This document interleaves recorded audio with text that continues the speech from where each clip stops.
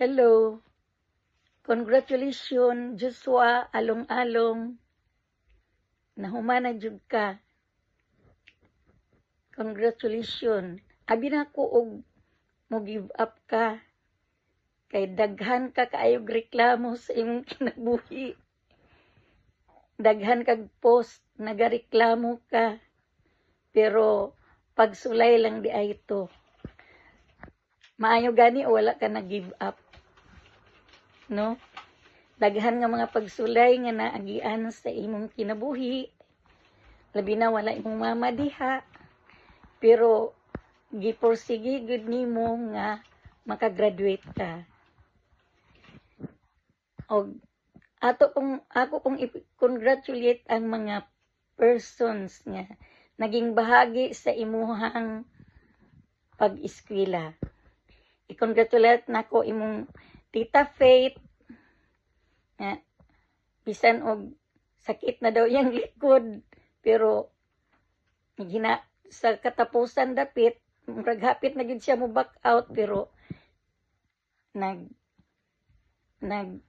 support pa siya sa imuha ginagmay.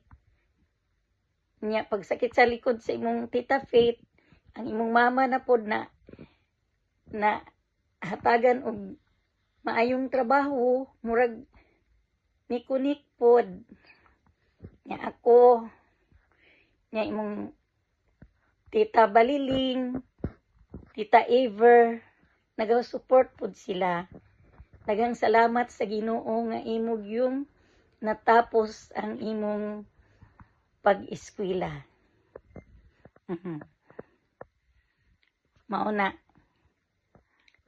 apoy isa ka saying nga, as you step forward into this noble profession, may you always carry kindness in your hands, patience in your heart, and confidence in your abilities.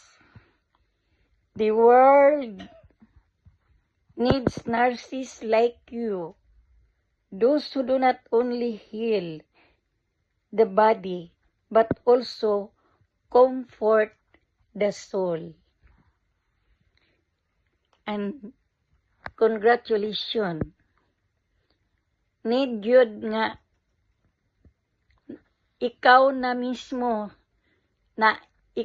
mismo ang makagawa ani. Maunang hawakan nimo ang beat the beat, parang successful ka. Kay diri sa abroad, dagko ang sweldo, pero kinahanglan i-beat gyud nimo sila. Diba? Salamat.